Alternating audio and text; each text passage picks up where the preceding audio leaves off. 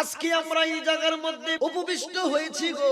গত কয়েক বছর পূর্ব থেকে আজকে দেখেন বাবা 2026 সাল 12টা যখন কাটাই চলে আসবে, 2026 সাল যখন চলে আসবে, পৃথিবীর প্রত্যেকটা জায়গার মধ্যে প্রত্যেকটা জেলা উপজেলার মধ্যে মানুষগুলা বুম ফুটাবে, আনন্দ উল্লাস করবে, ঠিক না বেটি? মানুষগুলা, সমস্ত মানুষগুলা সকলেই দেখবেন আতশবাজি করবে, মানুষগুলা ডেক্স এবং গান বাজনা দিয়ে মত্ত থাকবে গো।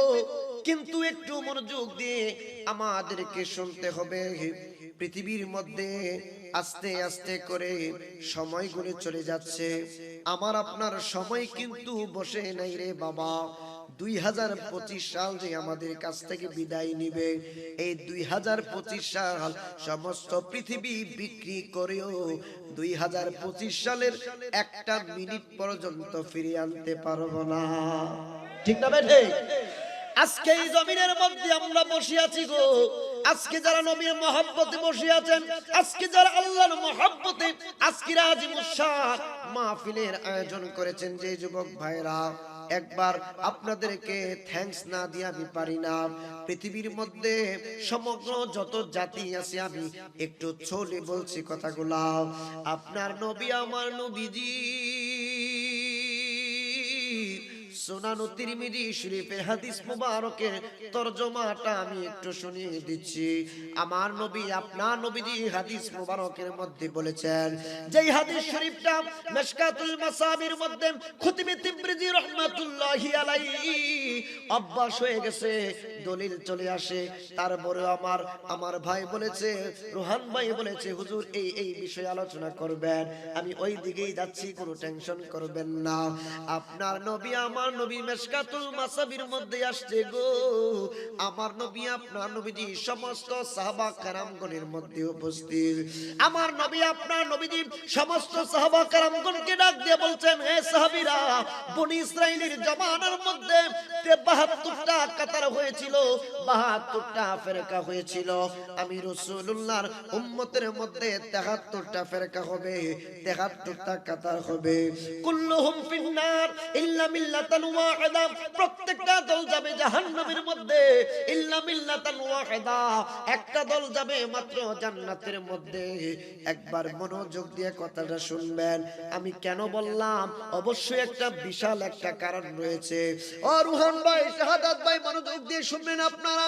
এই হাদিসের ব্যাখ্যা কোন দিকে যাচ্ছে দেখেন। আমার নবী, আপনার নবীজি বলছেন, কুল্লুহুম ফিন্নার, প্রত্যেকটা দল যাবে জাহান্নামের মধ্যে গো, একটা দল মাত্র যাবে জান্নাতের মধ্যে।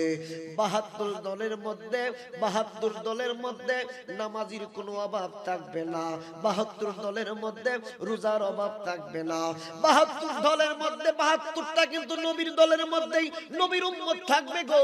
72 দলের মধ্যে যারা নামাজ আদায় করেছে এমন কিছু লোক থাকবে, যারা রোজা আদায় করেছে এমন কিছু লোক তারা থাকবে, দান সদকা যারা করেছে দুনিয়ার মধ্যে এমন লোক 72টা ফেরকার মধ্যে আমার নবীর উম্মতের অন্তর্ভুক্ত হবে গো।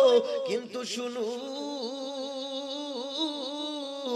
আমার নবী, আপনার নবীজি বলেছেন, কুল্লুহুম ফিন্নার, তারপরেও তারা যাবে জাহান্নামের মধ্যে।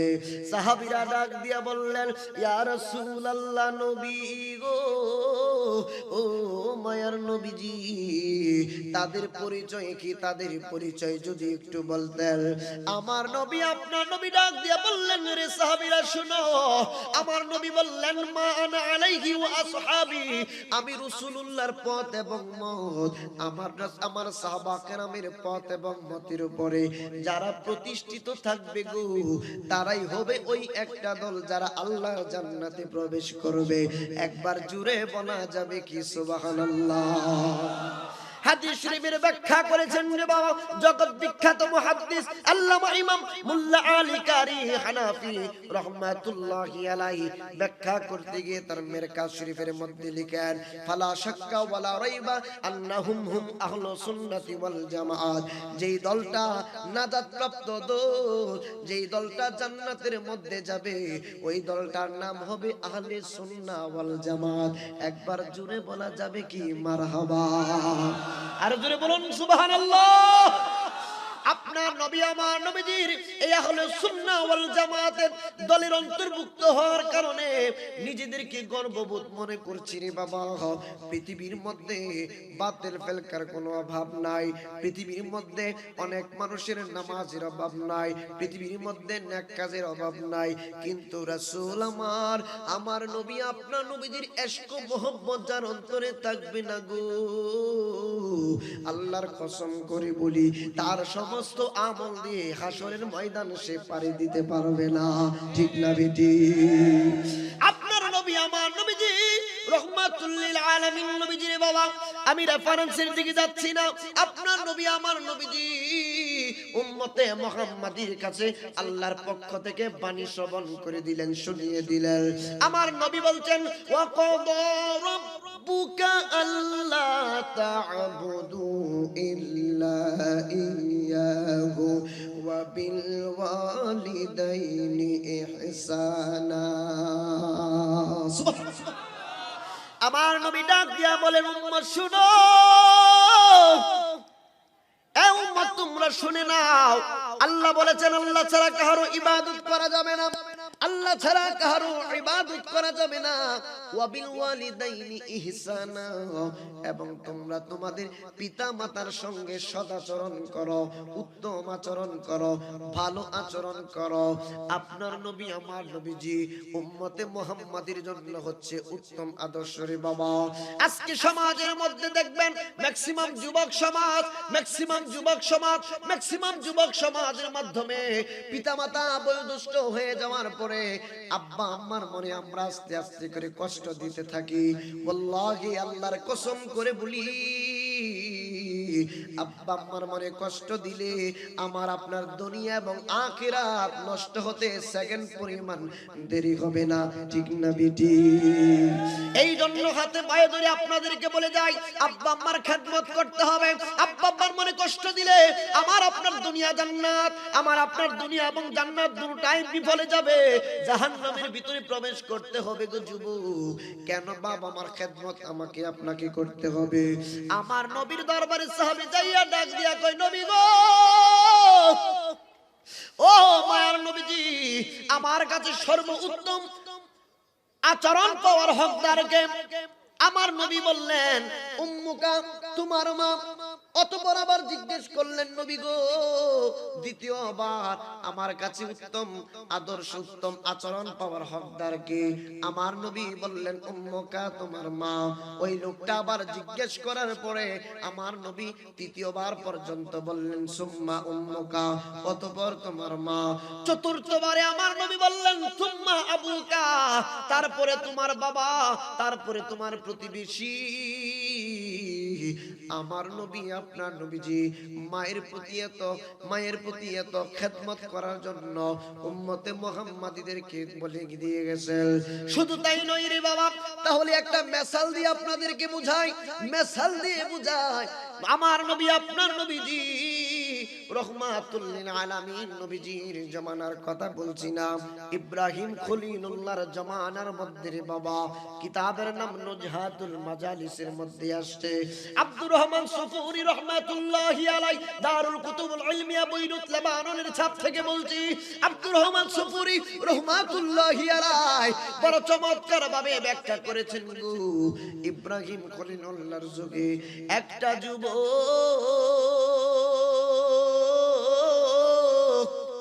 আব্বা আম্মার খেদমত করতে করতে গো এত বেশি পরিমাণ খেদমতের মধ্যে লেগে গেলেন, তার পিতা তার প্রতি সন্তুষ্ট হয়ে গেল, তার মাতা তার প্রতি সন্তুষ্ট হয়ে গেল। সন্তুষ্ট হয়ে যাওয়ার পরে আব্বু ওনার পিতা মাতা বয়োজ্যেষ্ঠ হয়ে যাওয়ার কারণে, বার্ধক্যে উপনীত হওয়ার কারণে আব্বা আম্মা দুনিয়া থেকে একদিন না একদিন সকলেরই তো চলে যেতে হবে। ওনার আব্বা জান ওনার জন্য একটা দোয়া করে গেলেন, ওনার আম্মা জান ওনার জন্য আরেকটা দোয়া করে গেলেন। একজনে দোয়া করলো, মালিক আমার সন্তানকে তুমি এমন বেশি পরিমাণ হায়াত দান করো যাতে কইরা আমার সন্তান এত বেশি পরিমাণ হায়াত পাওয়ার পরে আমার সন্তান দুনিয়ার নাজ নিয়ামত ভোগ করতে পারে। আরেকজন দোয়া করলো, মালিক আমার সন্তানের প্রতি আমি সন্তুষ্ট হয়ে গেছি, আমার সন্তানকে এমন একটা জায়গার মধ্যে তুমি মালিকের ইবাদত করার সুযোগ দান করে দাও যেই জায়গার মধ্যে শয়তান ইবলিস পর্যন্ত পৌঁছাতে পারবে না। আমার আল্লাহ আপনার আল্লাহ ওই মা বাবার দোয়া সন্তানের জন্য কবুল করে নিলেন। একবার জুড়ে বলা যাবে কি মারহাবা। ইব্রাহিম খলিলুল্লাহর যুগ চলে গেল রে বাবা, আস্তে আস্তে আস্তে আস্তে 100 বছর চলে গেল, 200 বছর চলে গেল, 300 500 1000 বছর চলে গেল।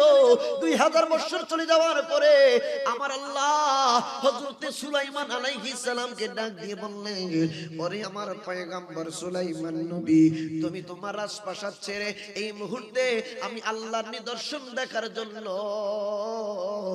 তোমার রাজপ্রাসাদ থেকে তুমি বের হয়ে যাও।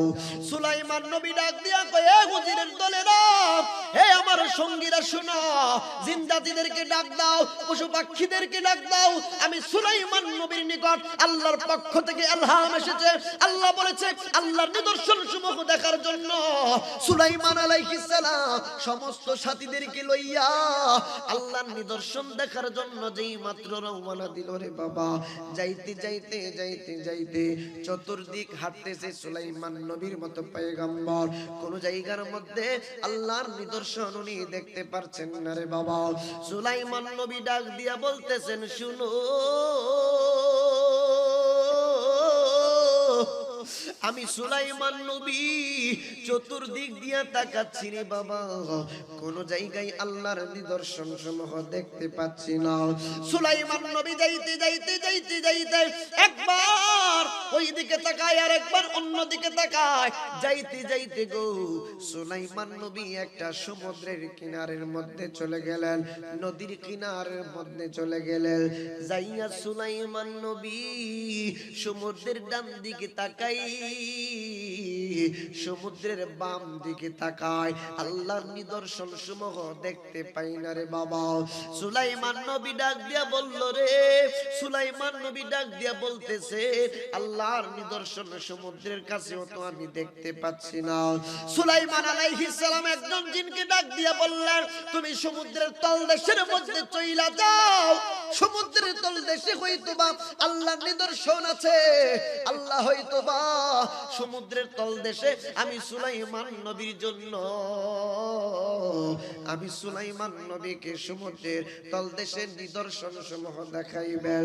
একজন জিন সমুদ্রের তলদেশের মধ্যে যাইতে লাগলো, যাইতে যাইতে যাইতে যাইতে এমন সমুদ্রের তলদেশে এমন গভীরতা, এমন গভীর, ওই জিনের শক্তি যত ছিল গো বাবা, সুলাইমান আলাইহিস সালামের কথা মতো জিনটার আর শক্তিতে কোলাই না, সমুদ্রের তলাও খুঁজে পাই না। ওই জিনটা সুলাইমান নবীর কদম মোবারকে আইসা সুলাইমান নবীকে আরজি জানায়, ওগো আল্লাহর নবী, ওগো সুলাইমান নবী, আমি সমুদ্রের তলদেশে যাইতে যাইতে আমি এমন একটা জায়গার মধ্যে পৌঁছে গেলাম, যেই জায়গার পর আমি আর শক্তিতে কোলাই নাই, আমি আর সামনে অগ্রসর হতে পারি নাই।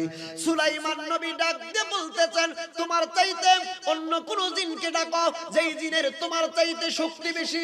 একবার জুড়ে বলা যাবে কি আল্লাহু আকবার, আরো জোরে বলো আল্লাহু আকবার। সুলাইমান আলাইহিস সালামের কথা মতো তার চাইতে অধিক শক্তিশালী আরেকটা জিনকে যে মাত্র ডাকা হলো রে বাবা। ডাকার পরে সুলাইমান নবী আদেশ করলেন, তুমি সমুদ্রের তলদেশে চলে যাও। ওই দিনটা আবার যাইতে যাইতে যাইতে যাইতে সমুদ্রের এত গভীর জায়গার মধ্যে গিয়ে পৌঁছলো, কিন্তু বাবা গো আল্লাহর নিদর্শন তো পাচ্ছে না গো বাবা। সুলাইমান নবীর কাছে যেই মাত্র চলে আসলো, আয়েশা ডাক দিয়া বললেন, হুজুর আপনি বলেছেন আল্লাহর নিদর্শন, আমার আল্লাহ আপনাকে দেখাইবেন। সমুদ্রের তলদেশে আমি যতটুকু পর্যন্ত যাইতে পেরেছি আমি ততটুকু পর্যন্ত আমি গিয়েছি, তার চাইতে বেশি পরিমাণ যাওয়ার আমার শক্তি নাই। সুলাইমান নবী ডাক দিয়া বলল, উজির এখন কি করা যায়? এখন যে কোনো ভাবে তুমি ব্যবস্থা করো। উজির ডাক দিয়া বললেন, হুজুর আপনি যাহা বলবেন তাহাই হবে। সুলাইমান আলাইহিস সালামের কথা মতো ব্যবস্থা করা হলো। যাইতে যাইতে যাইতে যাইতে গো সমুদ্রের একদম তলদেশে গিয়া দেখলো সবুজ একটা গম্বুজ মুবারকের মতো সবুজ একটা বাক্স মুবারক দেখা যায়। আর জোরে বলেন সুবহানাল্লাহ। সবুজ একটা গম্বুজ মুবারক সিস্টেমের বাক্স মুবারক দেখা যায়। ওই বাক্স মুবারকের চারটা দরজা দেখা যায়।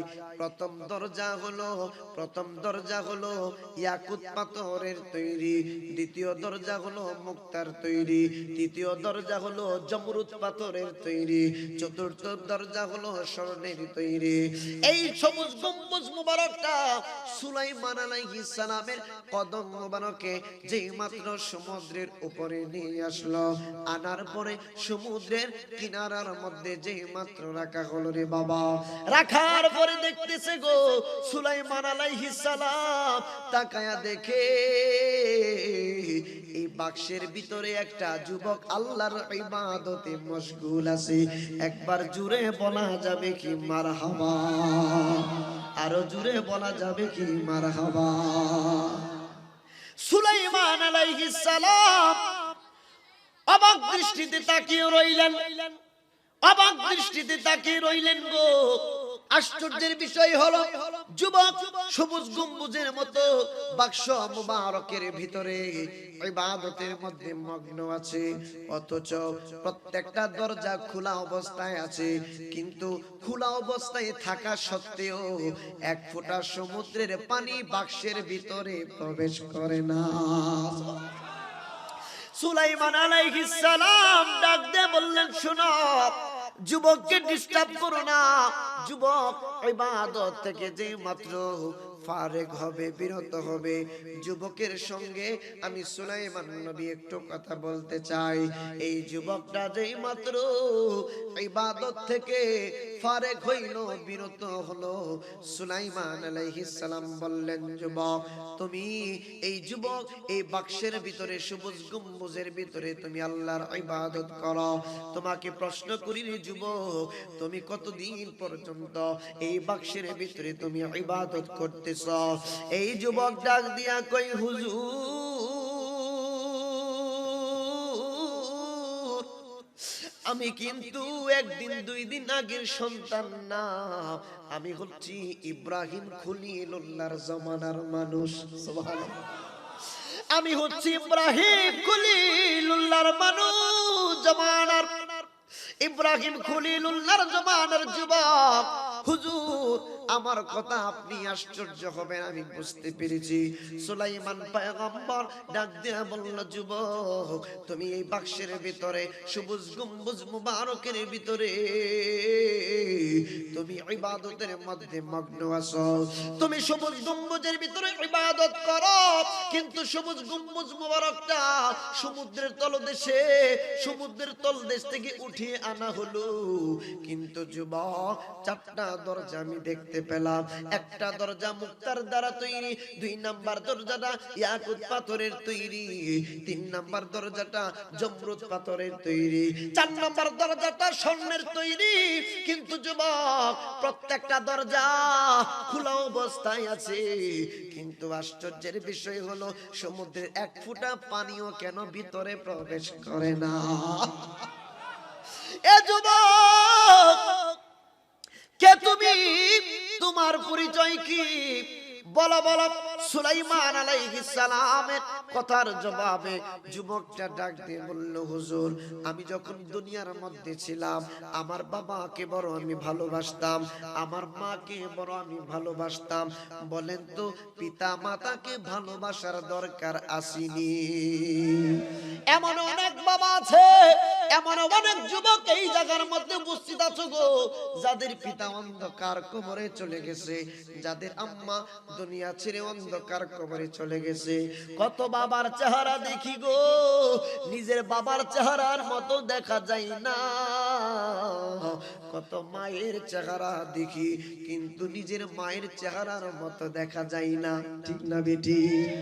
কত বাবার চেহারা দেখি, কত বাবার ভালোবাসা পাই, অমুক বাবা তমুক বাবা, চাচা কাকার ভালোবাসা পায়, কিন্তু বাবার ভালোবাসার কাছে পৃথিবীর সমস্ত পুরুষের ভালোবাসা বিফলে যাবে, একদম ফেল হয়ে যাবে। কারণ পৃথিবীর মধ্যে নিঃস্বার্থভাবে যিনারা ভালোবাসেন গো, তিনি হচ্ছেন আমাদের পিতা এবং মাতা। ঠিক না বেটি? বাবা তুমি কেমন আছো ছোট মাটির ঘরে, তোমার কথা হৃদয় মাঝে পড়ছে বারে বারে। বাবা গো বাবা, বাবা গো বাবা, বাবা গো বাবা, বাবা গো বাবা। কত আদর কত স্নেহ তোমার কাছে পেলাম, সব কিছু হারিয়ে আজকে নিঃস্ব হয়ে গেলাম। ঠিক না বেটি? কত আদর কত স্নেহ তোমার কাছে পেলাম, সব কিছু হারিয়ে আজকে নিঃস্ব হয়ে গেলাম। ভালোবাসি তোমায় বাবা, বুকটা যে যাই চিরে, ভালোবাসি তোমায় বাবা, বুকটা যে যাই চিরে, তোমার কথা হৃদয় মাঝে পড়ছে বারে বারে। বাবা গো বাবা, বাবা গো বাবা। একবার জুড়ে বলা যাবে কি আল্লাহু আকবার? এই যে আমার পাশে একটা যুবক দেখছেন আপনারা, আমার সহযোদ্ধা, শুধু নয় আমার সাথে সফর সঙ্গী মাওলানা হাফেজ ইমরান হোসেন। ওনার আব্বা জান লেবাননের মধ্যে, একটা রাষ্ট্র লেবানন দেশের মধ্যে 1 মাস হয়ে গেছে হুজুর এন্তেকাল করেছে, ফ্রিজিং করে রাখা হয়েছে। আগামী রবিবার বাংলার জমিনের মধ্যে বাবার লাশটা আসবে। বাবাটা 10টা বছর পর্যন্ত লেবানন দেশের মধ্যে সন্তানকে ভালো রাখার জন্য, সন্তানকে ভালো রাখার জন্য, সন্তানকে মানুষের মতো মানুষ করার জন্য 10টা বছর ধরে লেবাননের জমিনে পড়ে আছে। 1 মাস পূর্বে হঠাৎ করে অজ্ঞান হয়ে গেছে। যাওয়ার পরে আইসিইউর মধ্যে রাখার পরে গো কয়েকদিন পর খবর আসলো তোমার জন্মদাতা পিতা কবরে চলে গেছে, তোমার জন্মদাতা পিতা দুনিয়া ছেড়ে চলে গেছে। বাবা গো, কত আদর করে কত যত্ন করে প্রত্যেকটা সন্তানকে আমাকে তোমাকে বাবাই লালন করে, আমাকে তোমাকে বাবা নিজে না খেয়ে সন্তানের মুখে খাবার দেয়, আমাকে তোমাকে মায়ের মুখে খাবার না দিয়া সন্তানের মুখে খাবার দেই গো বাবা। ওই আব্বা আম্মার মনে যদি কষ্ট দাও তাহলে তুমি আল্লাহর দরবারে তোমার কোনো জবাব থাকবে না, ঠিক না বেটি? আজকে যারা বাবা হারাইছো এখন বুঝো না বাবা আছে দুনিয়ার মধ্যে। রাস্তা দিয়ে তুমি হেঁটে যাও, তোমার চোখ রাঙানোর কারণে মানুষ তোমাকে ভয় পায়, কারণ তুমি আব্দুল করিম মিয়ার সন্তান। তোমার বাবা আব্দুল করিম মিয়া এলাকার ধনাঢ্য ব্যক্তি হতে পারে, তোমার বাবা আব্দুল করিম মিয়া এলাকার বড় মাতাব্বর হতে পারে, কিন্তু তোমার বাবাটা যেদিন দুইটা চক্ষু বন্ধ করে কবর দেশে চলে যাবে, তোমার রাঙা চোখের ভয়, তোমার রাঙা চোখ দেখে মানুষ আর ভয় পাবে না, কারণ তোমার উপরে ছায়ার মতো যিনি ছিলেন আব্দুল করিম মিয়া, উনি কবর দেশে চলে গেছে। এখন আর কেউ তোমাকে আমাকে ভয় পায় না। তার মানে বুঝা গেল বাবা নামক ছায়াটা যার মাথা থেকে একবার পইরা যায় তার জীবনে অগণিত অগণিত মুসিবত আর মুসিবত চলে আসে, ঠিক না বেটি? যুবক ইউনিভার্সিটিতে যাচ্ছ, জিন্স প্যান্ট পরছ, কালো চশমা লাগিয়েছ, এই যে আজকে 2026 সাল আগমন করবে, তুমি আতশবাজি করবা, তুমি ডেক্স বাজাইবা, তুমি গান বাজনা করবা। তোমার বাবা 500 টাকা খরচ করার জন্য তোমাকে তোমার পিছনে 500 টাকা খরচ করে, কিন্তু 500 টাকা ইনকাম করতে গিয়ে তোমার বাবার কত পরিশ্রম হয় একমাত্র তোমার বাবাই বোঝে। তোমার মা জনম দুঃখিনী মা, গর্ভধারিণী মা, তোমাকে 10 মাস 10 দিন পর্যন্ত গর্ভের মধ্যে আশ্রয় দিয়েছি গো বাবা। ওই গর্ভধারিণী মাকেও আমরা অনেকে বুঝে না বুঝে কষ্ট দেই। আপনার নবী আমার নবীজি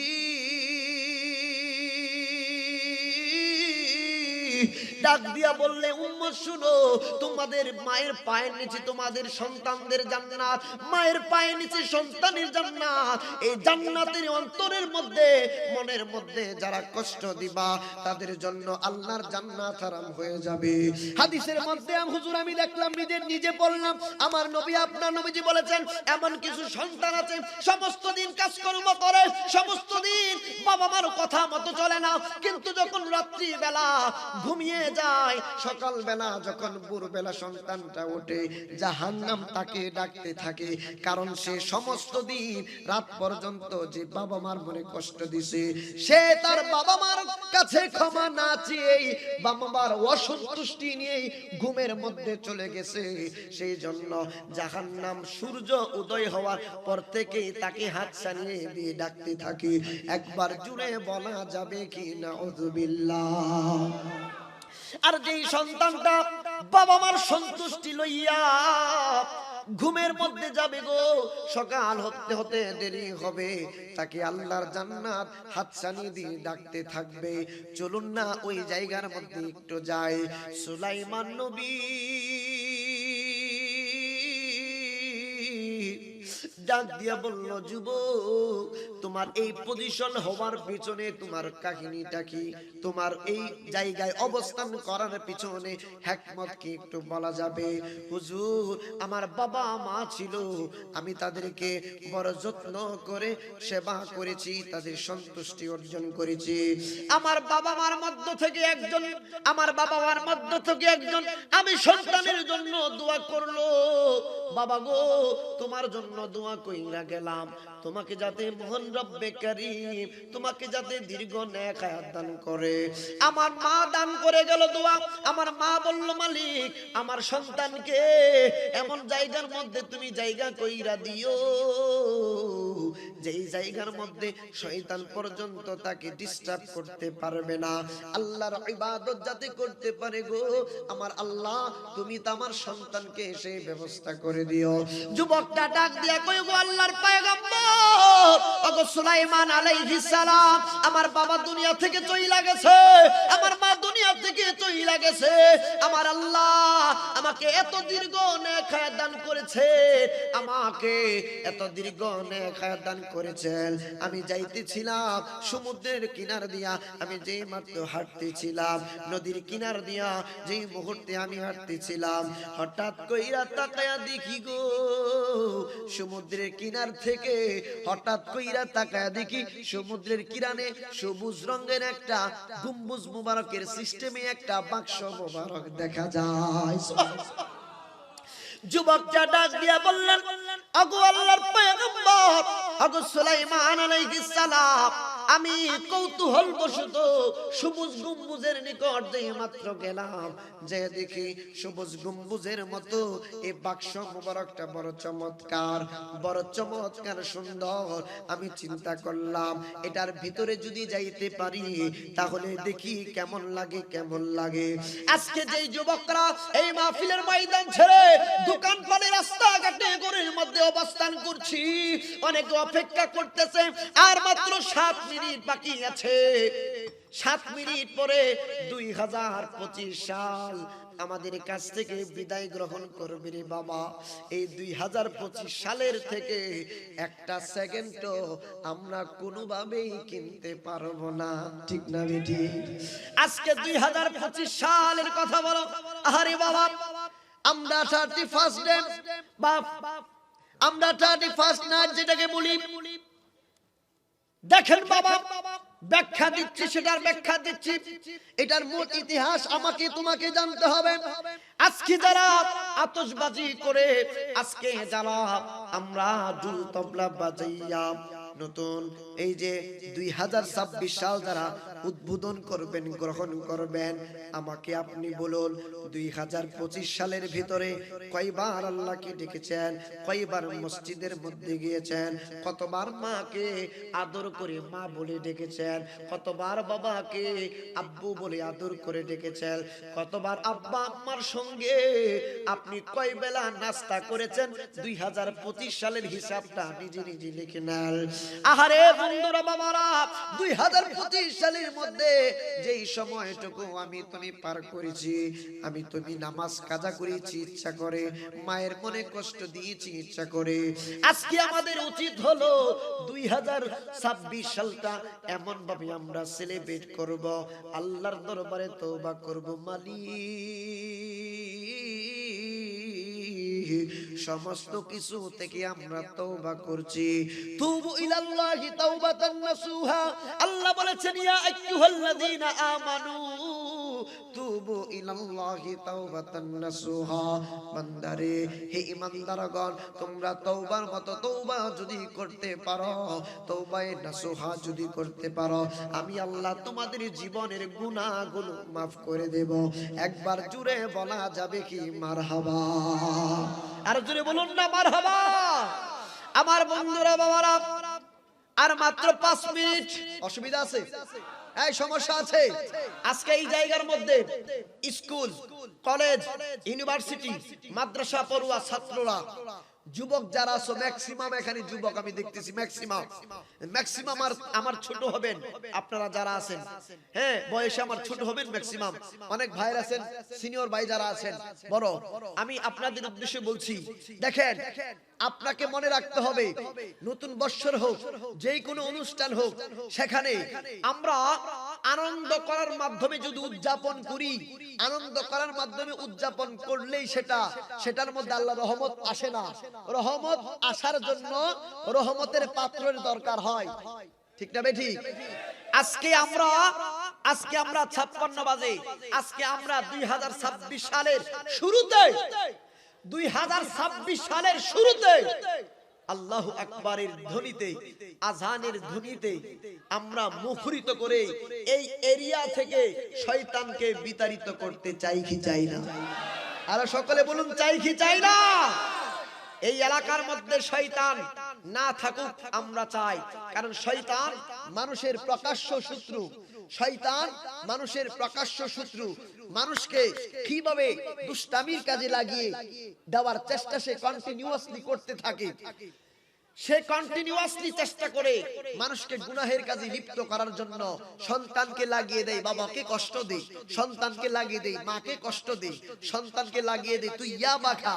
সন্তান যুবকদেরকে বলে তুমি নেশাগ্রস্ত হয়ে যাও, দেখবা তুমি ফিল অনুভব করবা, মানে সুন্দর একটা পরিবেশ তোমার মধ্যে, তোমার সকল কিছু ভালো লাগবে।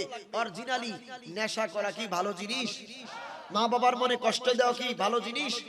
বাবার মনে কষ্ট দেওয়া কি ভালো জিনিস? আজকে তুমি যেই বাবাকে কষ্ট দিচ্ছ সেই বাবা কষ্ট করে তোমাকে বড় করেছে, ঠিক না ভাই? ঠিক। আজকে যেই মার মুখে মুখে তুমি তর্ক করছো, যেই মার চোখে চোখ রেখে তুমি চোখ রাঙাচ্ছ, ওই মায়ের বুকের দুগ্ধ মুবারক পান করে তুমি আমি বড় হয়েছি। যেই মা যদি ছোট্ট কালে আমি তুমি হাঁটতে পারি না, বসতে পারি না, শুইতে পারি না, যেই মা ছোট্ট কালে 6 মাস 3 মাস বয়সে যদি আমাকে তোমাকে এই যে রাস্তার ডাস্টবিনে ফেলে দিত, আমার তোমার কিছু করার ছিল না। মা যদি আমাকে তোমাকে রাস্তায় ফেলে চলে আসতো, আমার তোমার কিছুই করার ছিল না। কিন্তু মা লুলা হোক, কানা হোক, আতর হোক, হাঁটতে পারে না, যত ধরনের সমস্যাই থাকুক না কেন, মা বুকে জড়িয়ে ধরে মা সন্তানকে চুমো দিছে, আদর করছে, ঠিক না ভাই? ঠিক। তাহলে আজ থেকে কি আমরা মাকে কষ্ট দিব, বাবাকে কষ্ট দিব? কারা কারা দিব না একটা হাত তুলি। আল্লাহ,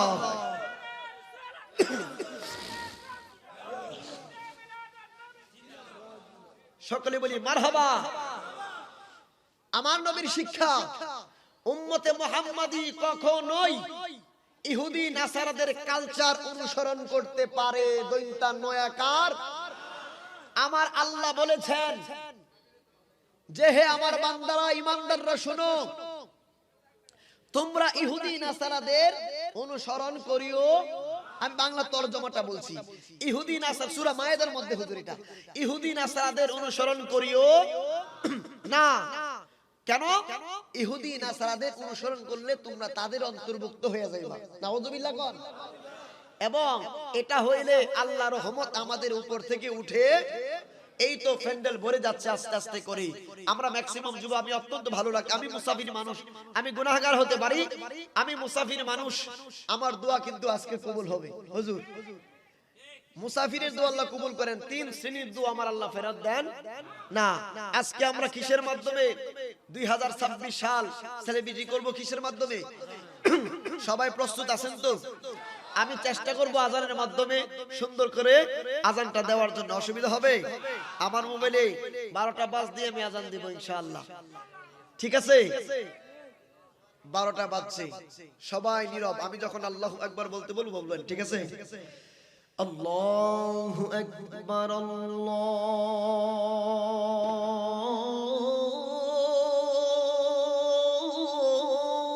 আকবার,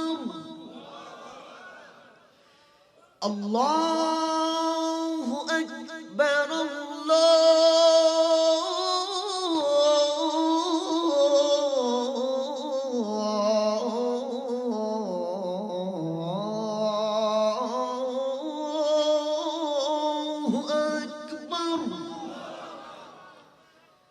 أشهد أن لا إله إلا الله،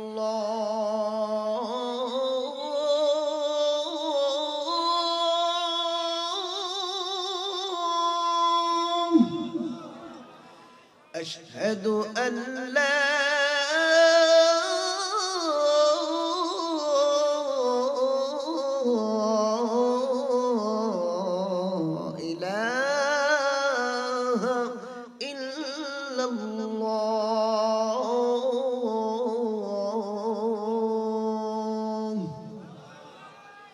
أشهد أن محمدا رسول الله،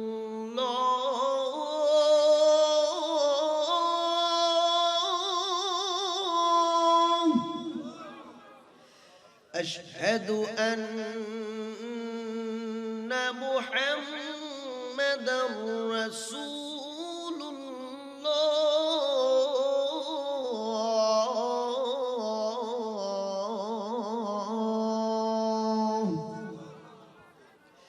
حي على الصلاة،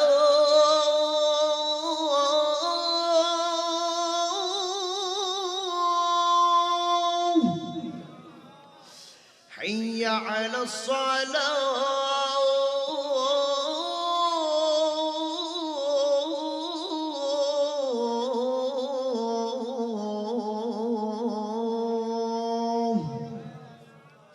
حي على الفلاح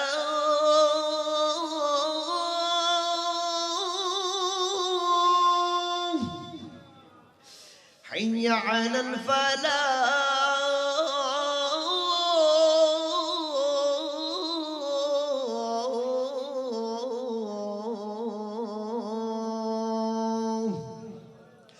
الله أكبر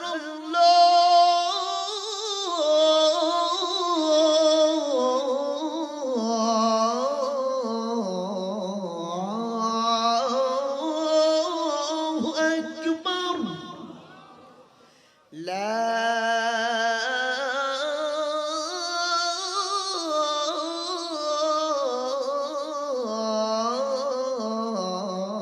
إله إلا الله الله أكبر আমরা আজকে আজানের ধ্বনিতে আল্লাহকে জানিয়ে দিলাম, মালিক আমরা তোমাকে ভালোবাসি, তোমার রাসূলকে ভালোবাসি, আমরা তোমাকে ভালোবাসি, তোমার রাসূলকে ভালোবাসি, কারণ আজানের মধ্যে আমার নবীর নাম মুবারক রয়েছে। তোমার বন্ধুকে এবং তোমাকে ভালোবাসি মালিক। আজকে আমরা তওবা করছি তোমার নিকট। আমরা 2025 সাল পর্যন্ত আমাদের জীবনে সগীরা কবীরা, ইচ্ছায় অনিচ্ছায়, প্রকাশ্যে গোপনে যত প্রকার গুনাহ হয়েছে আল্লাহ সমস্ত গুনাহ হইতে তওবা করছি। আমাদের তওবা তুমি কবুল করো, সকলে বলুন আমিন। এবং তোমার বন্ধু নবীকে জানের চাইতে বেশি ভালোবাসার জন্য আমাদের হৃদয়টাকে সেইভাবে তুমি প্রস্তুত করে দাও। আজকে 2026 সাল আমাদের মধ্যে আগমন করেছে। সেই সুবাদে কয়েকটা কথা বলছি, আপনারা জানেন কিনা আমি জানি না। এই যে 2026 সাল আমাদের মধ্যে আগমন করলো, 2026 সাল আমাদের মধ্যে কিভাবে আসছে আমরা কি জানার দরকার আছে না? আমাদের জানার দরকার আছে না? আমাদের মধ্যে এই যে আমরা 31st নাইট এটা উদযাপন কোন মুসলমান করতে পারে না, ঠিক না বেঠে? এটা কোনো মুসলমান করতে পারে না। আপনি হিস্ট্রি, ইতিহাস আপনি ঘেটে দেখেন, যারা ইতিহাস নিয়ে পড়াশোনা করেছেন, ইতিহাসের মধ্যে পাওয়া যায় 1752 খ্রিস্টাব্দে, 1752 খ্রিস্টাব্দে এটা জুলিয়াস সিজার নামে একজন ব্যক্তি, জুলিয়াস সিজার নামে একজন ব্যক্তি এটা চালু করেছে 1700 কত সালে খ্রিস্টাব্দে, 52 খ্রিস্টাব্দে। এসে সিজার নামের এক দেবতার পূজা করত, বুঝতে পারছেন? সে তখন এটা চালু করে দিল। এমন একটা সময় ছিল, খুব মনোযোগ, এই যে জানুয়ারি বলি, জানুয়ারি, এই যে জানুয়ারি আমরা বলি, দেখুন বাবা আমি সামনে বলছি, একটা দেবতা ছিল, দেবতার নাম কি ছিল? দেবতার নাম জানুস ছিল। জানুস কি ছিল?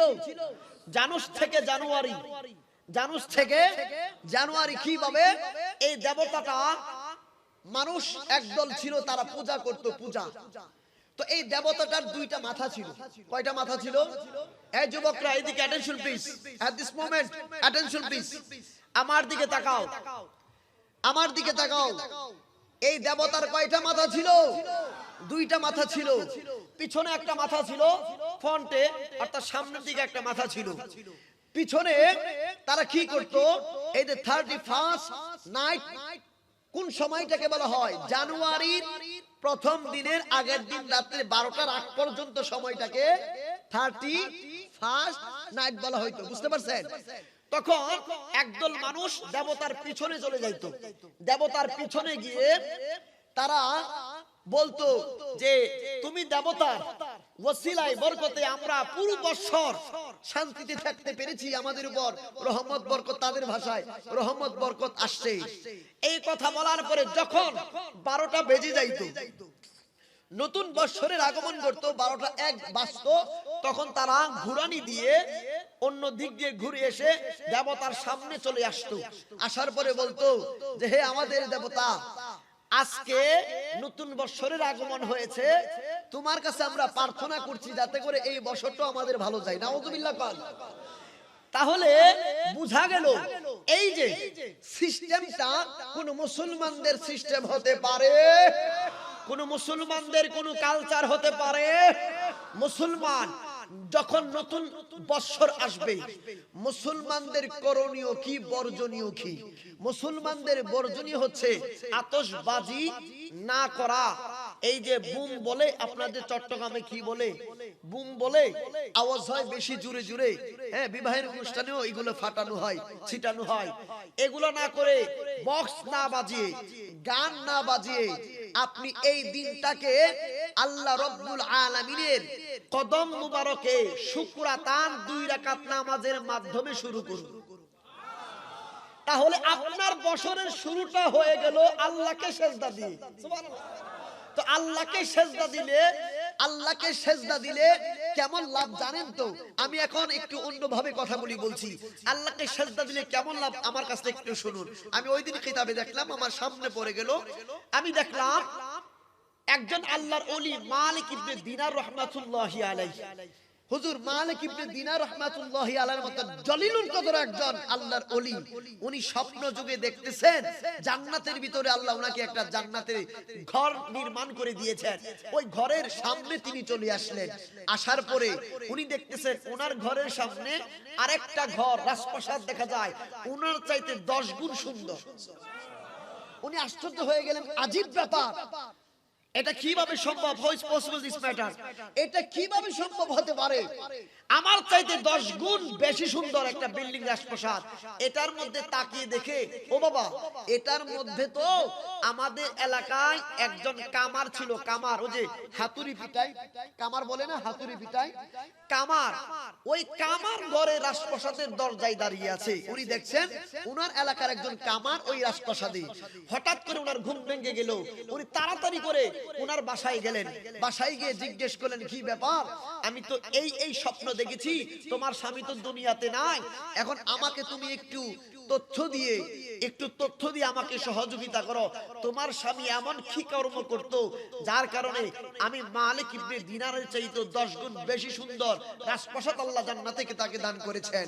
ওই স্ত্রী বলল, হুজুর, আমি তো তেমন কোনো কিছু ব্যতিক্রম কিছু পাই নাই, তবে হ্যাঁ, একটা জিনিস পেয়েছি আমার স্বামীর মধ্যে গুণ। সেটা কি?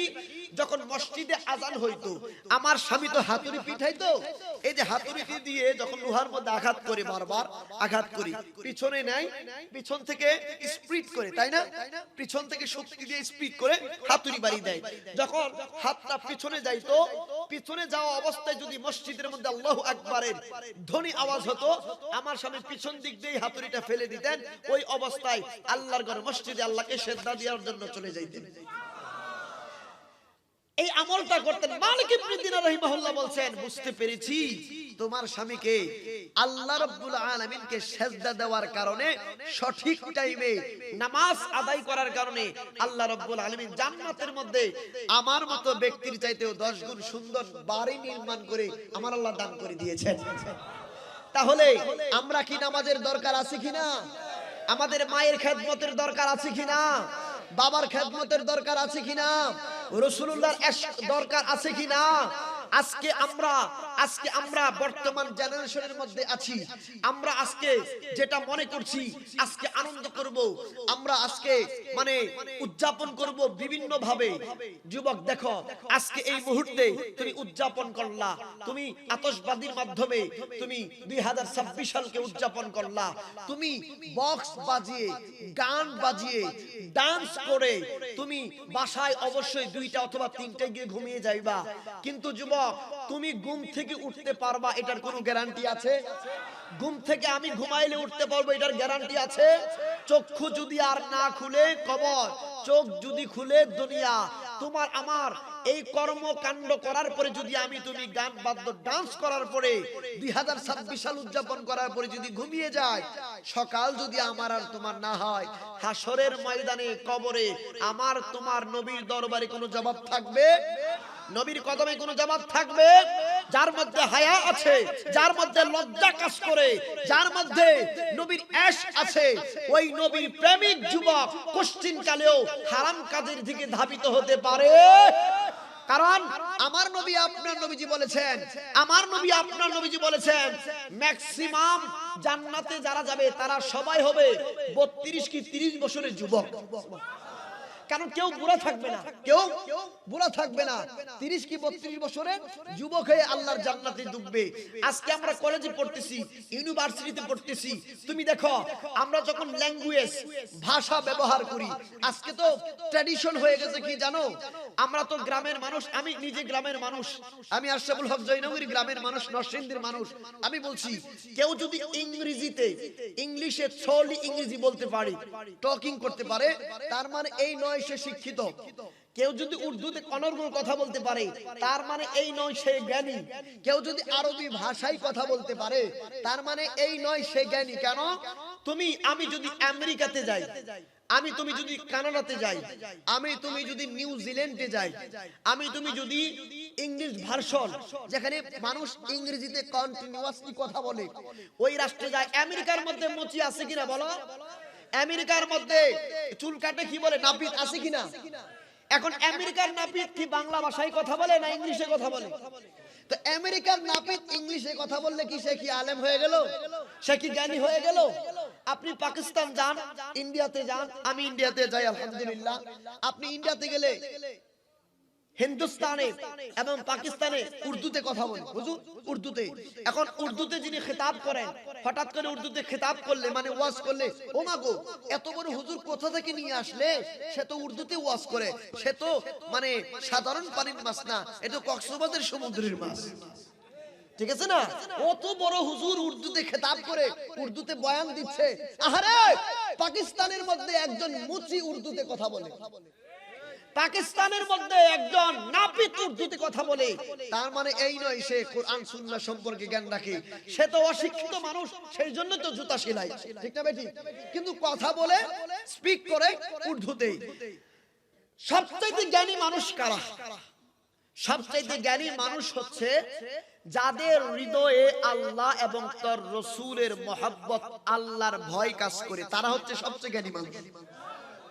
শুধু তাই নয়, আপনি এলেমের কথা বলছেন, আপনি তাফসীরে কাবির খুলে দেখুন, এলেম হচ্ছে নূর। হুজুর আছেন এখানে, আল ইলমু নূরুন, আল ইলমু নূরুন। একটু তাহকিকপূর্ণ কথা বলি, আল ইলমু নূরুন ইউযহিরু ফিল কালবে, সেটা প্রকাশিত হয় কালবে, কালবের মধ্যে। সুবহানাল্লাহ।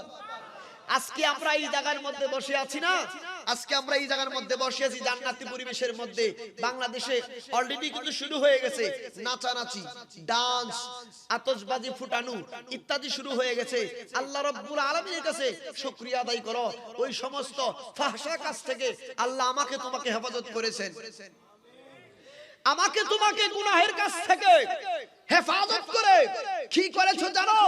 আল্লাহ রাব্বুল আলামিন তার নবীর মাধ্যমে উম্মতে মুহাম্মাদীদেরকে দান করেছে। নবী গো, আপনার উম্মতদেরকে দান বলে দেন যাতে ইহুদি নাসারাদের কালচার তারা গ্রহণ না করে। আমরা আজকে যুবক ইহুদিদের কালচার নিয়ে চলাফেরা করছি, একটা ইহুদিকে দেখাইতে পারবেন না মুসলমানদের কালচার নিয়ে চলে। একটা ইহুদিকে দেখাইতে পারবেন না মুসলমানদের কালচার নিয়ে চলে, একটা ইহুদিকে দেখাইতে পারবেন না। আজকে দেখেন, আজকে আমাদের ফজরের নামাজটা, ফজরের নামাজ দিয়ে আমাদের প্রথম ফরজ ইবাদত আমরা শুরু করব। রাজি আছি কিনা? প্রথম ফজরের নামাজ, ফজরের সুন্নতের ফজিলত যদি আপনি জানতেন বাবা, আপনি দেখেন রাসূল করিম সাল্লাল্লাহু আলাইহি ওয়াসাল্লাম উম্মতে মুহাম্মাদীর জন্য রওজা মুবারকে এখনো পর্যন্ত কাঁদতেছেন। এখানে হাজী আছেন কিনা আই ডোন্ট নো, এখানে হাজী থাকলে দেখেন, আমরা যখন মদিনাতুল মক্কাতুল মুকাররমা যাই, মাতাফে যখন খানে কাবা তওয়াফ করতে যাই, খানে কাবা তওয়াফ করার পরে আমাদের অন্তর তখনও বলে আল্লাহ জীবনে ডাব চুরি করেছি, পেঁপে চুরি করেছি, গরু চুরি করেছি, জিনা করেছি, ব্যভিচার করেছি, কত গুনাহ করেছি। মালিক আমার গুনাহ বুঝি মাফ হয় নাই, আমার গুনাহ বুঝি এখনো ক্ষমা করো নাই তুমি। সে তারা চলে যায় হাজিরা, মুজদালিফার মধ্যে চলে যায়। মুজদালিফায় যাওয়ার পরে অন্তর তখনও সাক্ষী দেয় আমার গুনাহ মনে হয় এখনো মাফ হয় নাই। আরাফার ময়দানে যাওয়ার পূর্বে সাফা মারওয়া সাই করে 7 বার দৌড়াদৌড়ি করে, 7 বার দৌড়াদৌড়ি করার পরেও অন্তর সাই দিচ্ছে না। আমার এত পরিমাণ বেশি গুনাহ, আল্লাহ মাফ এখনো মনে হয় নাই। তার আরাফার ময়দানে চলে যায়। আরাফার ময়দানে যাইয়া কান্নাকাটি করে আল্লাহর কাছে দোয়া করে, মালিক এত গুনাহ, এত বেশি গুনাহ করেছি, তুমি যদি মাফ না করো করবেটাকে? আরাফার ময়দানে গিয়ে আমি আপনি কান্নাকাটি করি। আরাফার ময়দানের কথা আসতেছে সেই জায়গায় আমার নবী আপনার নবীজি আরাফার ময়দানের কথা বলেছেন। আরাফার ময়দানের কথা বলতেছি আপনাদেরকে। আরাফার ময়দানে কান্নাকাটি করার পরে আপনার অন্তর সাই দিচ্ছে না। আল্লাহ এত কান্নাকাটি করলাম, অন্তরটা এখনো ঠান্ডা হলো না, বুঝি তুমি এখনো গুনাহ মাফ করো নাই? এখন আল্লাহ উম্মতে মুহাম্মাদীদেরকে মেসেজ দিচ্ছেন। আমার আল্লাহ উম্মতে মুহাম্মাদীর জন্য স্পেশাল একটা পাওয়ার দিয়ে দিচ্ছেন। আমার নবীকে আমার আল্লাহ বললেন, নবী গো আপনার উম্মতদেরকে জানিয়ে দেন, ওয়ালাউ আন্নাহুম ইযযালামু আনফুসাহুম জাউকা ফাস্তাগফিরুল্লাহ ওয়াস্তাগফারা লাহুমুর রাসূলু লাওয়াজাদুল্লাহ তাওয়াবার রহিমা। যারা আজকে বলছি নবীর কদম মুবারকে যাইও না, আজকে যারা বলছি মাজারে যাইও না, আজকে যারা বলছি কবরে যাইও না, আমার আল্লাহ কি বলছেন? আল্লাহ যদি বলে যাও, বান্দা যদি বলে যাইও না, বান্দার কথা যদি আল্লাহর বিপক্ষে চলে যায়, বান্দার কথা যদি আল্লাহর কথার সাথে অ্যাটাক হয়, তাহলে ওই বান্দার ঈমান থাকে? ওই বান্দার ঈমান থাকে না। আল্লাহ বলছেন ওয়ালাউ আন্নাহুম ইযযালামু আনফুসাহুম, ওয়ালাউ যদি তোমরা তোমাদের নফসের উপর জুলুম করে যাও, গুনাহ করে করতে করতে একদম বেদিশা হয়ে যাও, যাওকা আমার বন্ধু নবীর কদম মুবারকে চলে যাও। আমার বন্ধু নবীর কদমে যাওয়ার পরে ফাস্তাগফিরুল্লাহ, আমি আল্লাহর কাছে তোমরা তওবা করো। আরো জোরে বলেন সুবহানাল্লাহ। আল্লাহর কাছে তওবা করার কথা বলছে। আমার আল্লাহ বলতে পারতেন বাজারে গিয়া ফাস্তাগফিরুল্লাহ, আমি আল্লাহর কাছে তওবা করো। আল্লাহ বলতে পারতেন ঘরের ভিতরে থাইকা ফাস্তাগফিরুল্লাহ, আমি আল্লাহর কাছে তওবা করো। আল্লাহ বলতে পারতেন মাদ্রাসায় যাওয়ার পরে ফাস্তাগফিরুল্লাহ, আমি আল্লাহর কাছে তওবা করো। আমার আল্লাহ পৃথিবীর কোন জায়গাতে বলেন নাই। উম্মতে মুহাম্মাদী মুমিন বান্দাদেরকে আল্লাহ বলে দিয়েছেন তোমরা আগে আমার নবীর কদমে যাও, আমার নবীর কদমে যাইয়া ফাস্তাগফিরুল্লাহ, আমি আল্লাহর দরবারে ক্ষমা চাও। ওয়াস্তাগফারা লাহুমুর রাসূলু, আমার রাসূল যদি তোমার পক্ষে সুপারিশ করে, আমি আল্লাহ ওয়াদা দিলাম লাওয়াজাদুল্লাহ তাওয়াবার রহিমা, তোমাদের জীবনের গুনাহ আমি আল্লাহ মাফ করে দিব। আল্লাহ ইয়া রাসূল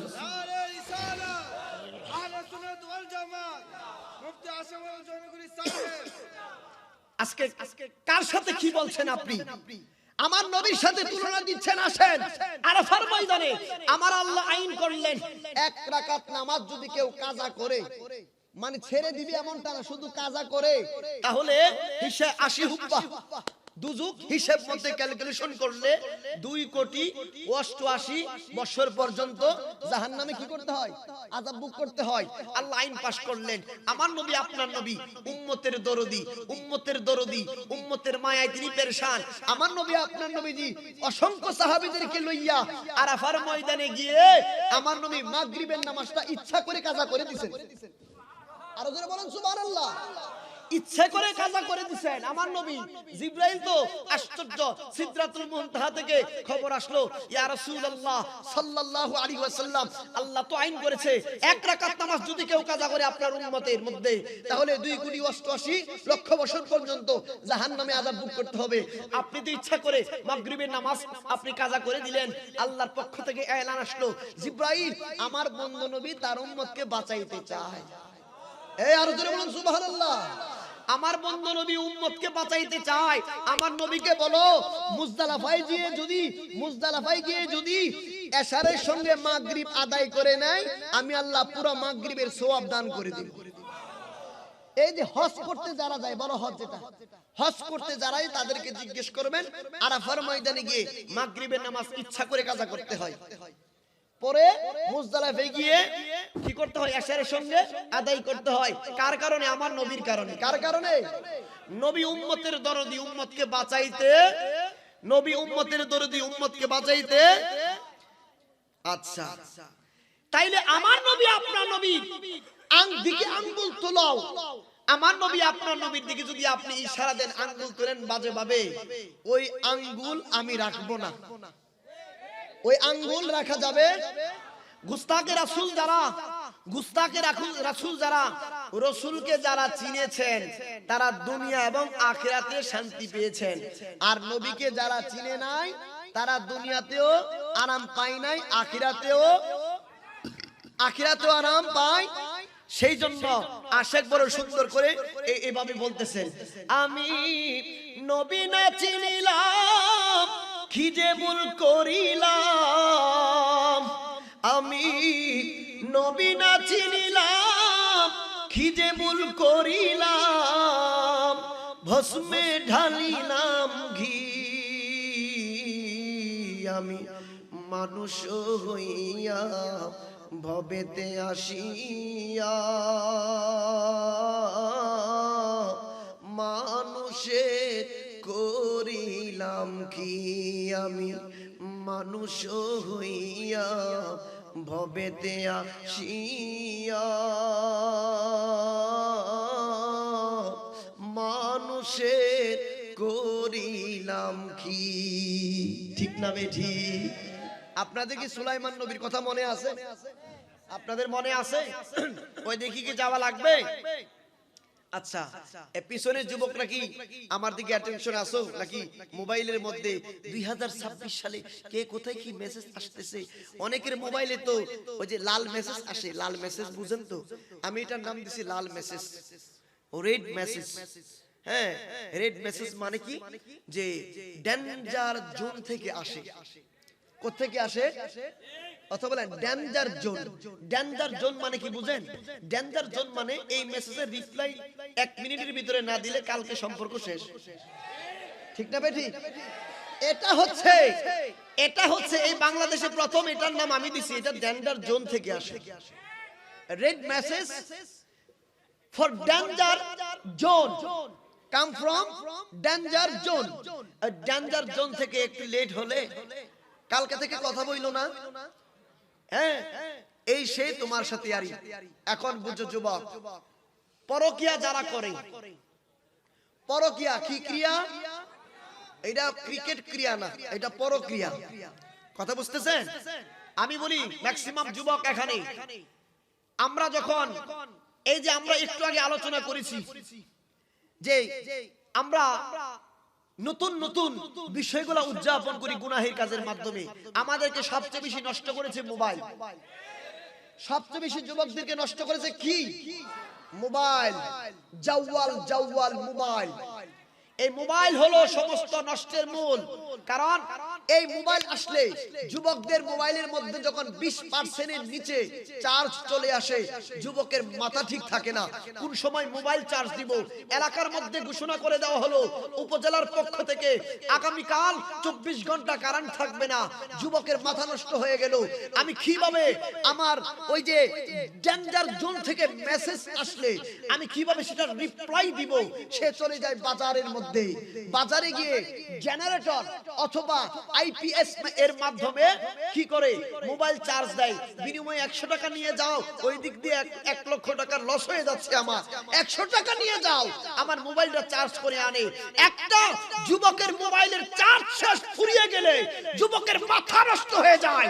যদি মসজিদের মধ্যে আযান দেওয়ার সময় যুবকের সেন্সে এই রকম মাথা নষ্ট হতো, আল্লাহর হুকুম মানার জন্য, আল্লাহকে সিজদা দেওয়ার জন্য যুবকের যদি মাথা নষ্ট হয়ে যাইতো, আল্লাহর কসম আল্লাহ রাব্বুল আলামিন এই জমিনের মধ্যে অসংখ্য রহমত দিয়ে ভরপুর করে দিতেন।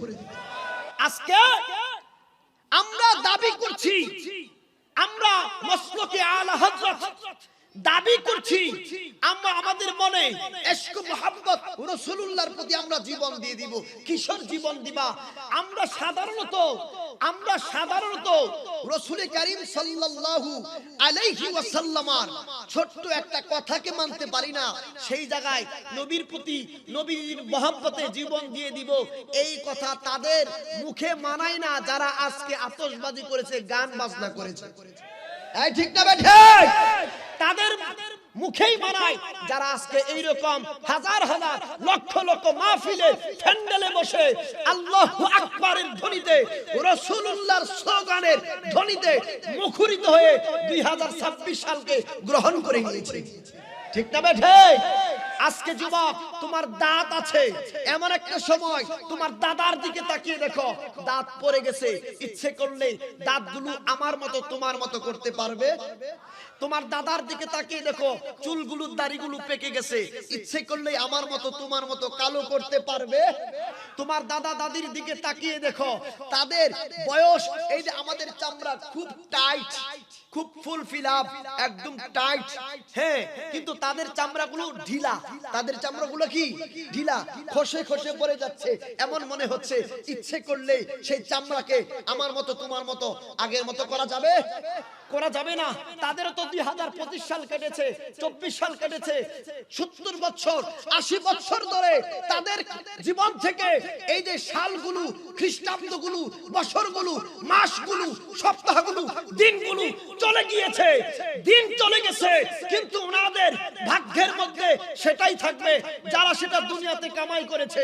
2025 সালে যদি আল্লাহকে খুশি করে থাকো, 2025 সালটা তোমার আমার জন্য সুন্দর একটা সময়, সুন্দর একটা সাল। আসো আজকে 2026 সালে আমরা প্রতিজ্ঞা করি, আমাদের জীবন দিয়ে হলেও আব্বা আম্মার মনে কোনোদিন আর কষ্ট দেব না। রাজি আছি কিনা? বাবা মার মনে কষ্ট দেওয়া যাবে না। বাবা মার মনে কষ্ট দিলে এরকম হাজারটা নয়, লক্ষটা নয়, মিলিয়ন বিলিয়ন মাহফিলের জমিনে বসতে পারো, বাবা মার মনে কষ্ট দিলে এই মাহফিলে বসার কোন যোগ্যতা, কোন ফজিলত তোমার আমার হবে না। আজকে আমরা হাসতেছি, আজকে আমরা মুখ ভরে হাসতেছি, আনন্দ চিত্তে বাজারে, মার্কেটে, ইউনিভার্সিটিতে, কলেজের মধ্যে বন্ধু বান্ধবের পিছনে আমরা টাকা উড়াচ্ছি, টাকা উড়াচ্ছি, আমরা হিসেব করছি না এই টাকাটা তোমার বাবা যখন টাকা ইনকাম করার জন্য কাজ করত, তোমার বাবার গায়ের শক্তি, রক্তগুলা আস্তে আস্তে করে পানি হয়ে যাচ্ছে। যুবক, তাদের দিকে তাকাও, তাদের দিকে তাকাও। আজকে গার্লফ্রেন্ড, আমার গার্লফ্রেন্ডকে খুশি করার জন্য আমার মায়ের সুন্দর এই চেনটা বিক্রি করে দিচ্ছে অনেকে, আমার মার হাতের বালাটা বিক্রি করে দিতে হচ্ছে। মায়ের অগুচুরে তুমি তোমার গার্লফ্রেন্ড নিয়ে কক্সবাজার চলে যাও, তুমি তোমার গার্লফ্রেন্ড নিয়ে ইনার বিচের মধ্যে চলে যাও, তুমি তোমার গার্লফ্রেন্ডকে নিয়ে ভেগে যাও, এটা করো সেটা করো, বুঝবা তোমার মার আজকে যেমন কষ্ট হয়েছে তার চাইতে 10 গুণ বেশি কষ্ট হবে যখন তোমার সন্তান তোমাকে না বলে আরেকজন সন্তান আরেকজন মেয়েকে নিয়ে ভেগে যাবে। কথা ঠিক না বেঠে? আজকে যুবক, এই যুবকের মধ্যে যেই নারীর প্রেমে পড়ে তুমি আজকে চলে গেলা, সেই নারী একদিন দুই দিন টাকা না থাকলে ভালোবাসা জানালা দিয়ে পালায়, টাকা না থাকলে ভালোবাসা জানালা দিয়ে। এই সুন্দর সুন্দর চেহারা যদি মানুষকে শান্তি এনে দিতে পারতো, সুন্দর চেহারা যদি মানুষকে সুখ এনে দিতে পারতো, তাহলে বাংলাদেশের সবচাইতে সুন্দরী নায়িকা পূর্ণিমার 5টা বিবাহ হইতো না। কথা বলে ঠিক না বেঠে? সুন্দর যদি এতই ভালো হইতো, সুখ এনে দিত, তাহলে তার প্রথম হাজবেন্ডের সাথে তার সংসার হলো না কেন? কথা বুঝতেছেন? আমি কিন্তু বলবেন হুজুর পূর্ণিমার নামটা আপনি কেমনে জানেন? আরেক মুসিবত ভাই, পূর্ণিমার নামটা আমি কেমনে জানি? এটার উত্তর ওই শাহাদাত ভাইরা, রোহান ভাই এরা দিব, ভালো করে সুন্দর করে কমিটি দিবে, কমিটির কাছে বলে যাব। দেখেন বাবা, একজন যিনি খেতাব করবেন, কথা বলবেন, তার অল বিশ্বের খোঁজখবর রাখতে হয় কিনা, খোঁজখবর রাখতে হয় কিনা। এখন দেখেন, সুন্দর যদি মানুষকে সুখ এনে দিতে পারতো, সুন্দর যদি মানুষকে সুখ এনে দিতে পারতো, তাহলে অপবিশ্বাসের এতগুলো বিয়ে হয় না। ফুলাফান সিনস নি সিনস, হ্যাঁ এরা চিনে, এরা চিনে। আমি তো বেশি জানি না, অল্প অল্প জানি, অল্প অল্প বলতেছি, ঠিক আছে? আমি বেশি জানি না। তা আজকে দেখো, সুন্দরের পূজারী যারা হচ্ছি, মানে রাখবা, সুন্দরের আমি সব কথা বলতে পারতেছি না, যেহেতু এখানে ম্যাক্সিমাম যুবক মুরব্বীরা একসাথে আছে। দেখো আলহামদুলিল্লাহ, আমি ফিকহের ক্লাস করাইতাম, আলিম ক্লাসে সরে বেকায়া যারা পড়াইছেন বা পড়ছেন, সরে বেকায়া পড়াই তো কিতাবুন নিকাহ যে অধ্যায় আছে, এটা পড়াইলে মুখ বাইদা পড়াইতে হয় অনেক সময়। যদি ওই রকম হাই লেভেলের টিচার হয়, সবগুলো পড়াইলে মুখ, আমি ক্লাস করাইতাম, ছেলেরা পর্যন্ত মুখ বাইন্দা ক্লাস করতো। বেটা সরে বেকায়ের মধ্যে এমন কিছু জিনিস আছে, ব্যাখ্যা গ্রন্থের মধ্যে মেশকাতুল মাসাবি আমি পড়াইছি। এখন ফিকহ ডিপার্টমেন্টে কওয়াইদুল ফিকহ মুফতি আমিনুল হাসান মুজাদ্দিদি আল বারাকাতি রাহিমাহুল্লাহ, এটা আমি পড়াই আলহামদুলিল্লাহ। তো অহংকার না, এটা আল্লাহ পাকের মেহেরবানি। তুমিও পারবা। একটা মানুষ আমি এই লাইনে যদি প্রতিষ্ঠিত হতে পারি, তোমাকে এই লাইনে প্রতিষ্ঠিত হতে হবে এমনটা নয়, তুমি ব্যবসা করে প্রতিষ্ঠিত হও। কথা বুঝতে পারছো? আমি কথা বলে, আমি মানুষের সামনে রাসূলুল্লাহর ইশক, মা বাবার খেদমতের কথা বলে আমি আল্লাহ এবং তার রাসূলের পক্ষে কথা বলবো। আর যারা ব্যবসা করছো, তোমরাও তো পিছে নাই, তোমরা ব্যবসার কাছ থেকে, ব্যবসার যে লভ্যাংশ, যে টাকা, সেখান থেকে অল্প টাকা সুন্নি মাদ্রাসায় দিয়ে, সুন্নি ওয়াজ মাহফিল দিয়ে খেদমত করবা, হাসরের ময়দানে নবীর সঙ্গে জান্নাতে চলে যাবা। আজকে আমরা যুবক, আমাদের রক্ত গরম, তাকাইলে সব ফর্সা দেখি, অন্ধকার আর দেখি না, সব ফর্সা দেখি। আরে যুবক, তোমার মেধাকে জিজ্ঞেস করি, if you don't mind please, আমি এই মুহূর্তে যেটা বলবো, বুরকা পরে, বুরকা পরে, বুরকা বুঝো তো, বুরকা পরে 50 বছরের একজন মহিলা মানুষ যাচ্ছে, তোমার দেখে ভালো লেগে গেছে, এটা মনে হয় এই 15 বছর। বুরকা বলে বোঝা যায় না তো, বুরকার ভেতরে মুখ কি সুন্দর, দাঁত কি উঁচু না নিচু দেখা যায় না, তুমি পিছন থেকে দেখেই চোস করে ফেলছো। আসলে তুমি চোস করছো না, এটা তোমার নেশা হয়ে গেছে। এটা তোমার কি হয়ে গেছে? নেশা হয়ে গেছে। তুমি আজ থেকে চিন্তা করো, আমি যেই মহিলার দিকে, যেই মেয়ের দিকে তাকাচ্ছি, আমার বোনটা যখন আগামীকাল রাস্তা দিয়ে হাঁটবে, আমার মতো হাজারটা পোলাপান তাকিয়ে থাকবে আমার বোনের দিকে। তো আমার যেমন খারাপ লাগবে, আমার বোনের দিকে কেউ বাজে ভাবে চোখ রাঙাবে, বাজে ভাবে আঙ্গুল ইশারা করবে, আমার যেমন ভয় হয়ে খারাপ লাগবে। তুমি যেই বোনকে ইশারা করছো খারাপ ভাষায়, খারাপ ইঙ্গিতে, তার ভাই যদি দেখে শুনে, তার খারাপ লাগবে না? আজ থেকে তুমি মনে করো, আমার আল্লাহ কোরআনুল কারীমে তো বলেছেন যে প্রত্যেক মুমিন ভাই ভাই, প্রত্যেক মুসলিম ভাই ভাই। তাহলে তুমি অপর বন্ধু, অপর মুসলিম পুরুষের, অপর মুসলিম ভাইয়ের বোনকে যতদিন পর্যন্ত নিজের বোনের মতো, নিজের বোনের চোখের মতো না দেখতে পারবা, ততদিন পর্যন্ত তোমার মা বোন পর্যন্ত রাস্তায় নিরাপদ থাকবে না। কথা বুঝতেছেন আমার? আমাকে বলছে যতটুকু চলে। আচ্ছা দেখেন, অসুবিধা হবে? অসুবিধা হবে? আমি দেখেন, আজকে আমি তো এখানে নতুন, আমি কোন দিকে যাব আমি চিন্তা করতেছি। আমি নতুন মানুষ, আপনাদের চট্টগ্রামে তো মনে করেন এক এক দিকে এক এক রকম সিস্টেম, ঠিক আছে? আমাদের ঢাকাতে, নরসিংদীতে এক রকম সিস্টেম। আলহামদুলিল্লাহ, আমাকে নয়মি হুজুর উনি মোটামুটি অনেক জায়গায় পাঠিয়েছেন, ম্যাক্সিমাম জায়গার মধ্যে 10টা জায়গার মধ্যে 8টা জায়গায় কিতাবি এমন একটা মজলিস মাদ্রাসা ছিল, মুহাদ্দিস کرام ছিলেন। তো এখানে আজকে আমরা আছি, আমরা দলিলের দরকার নেই, আমরা বিনা দলিলে আমার রাসূলকে ভালোবাসি। ঠিক না ভাই? ঠিক। কারণ ওই রাসূলুল্লাহর ইশক, ভালোবাসা, নবীজিকে ভালোবাসার জন্য দলিলের প্রয়োজন হয়। আপনি দেখেন তাকাইয়া, আমার নবী, আপনার নবীজি মসজিদে নববীর মধ্যে, মসজিদে নববীর মধ্যে আমার নবী নামাজ পড়তে যান, নামাজ পড়তে পড়তে এসে দেখেন নবীজির জুতা মোবারক কে জানি পরিষ্কার করে দিয়ে গেছে। সুবহানাল্লাহ। আমার নবী অবলোকন দৃষ্টিতে, আমার নবী তো জানেন, আমার নবী জানেন। সিদ্দিক আকবর হঠাৎ করে দেখলেন, আমার নবী দেখলেন এই লোকটা হঠাৎ করে একদিন আসলো না, আবু বকর এই লোকটার খোঁজটা নাও না একটু। আবু বকর সিদ্দিক রাদিয়াল্লাহু তাআলা আনহুকে নিয়ে আমার নবী তার বাড়িতে গেছে, তাকে ইহুদিকে দেখার জন্য। আমার নবী কাফেরকে দেখার জন্য যখন গেলেন, আমার নবী গিয়ে দেখেন আমার নবী যে তার বাসায় যাবে, তার আব্বা আম্মা আগে থেকেই জেনে ফেলছে। সেই জন্য নবীকে বসার জন্য একটা চেয়ার রাখলেন। সুবহানাল্লাহ। এখন একটু বলি, অসুবিধা হবে? আপনার নবী, আমার নবী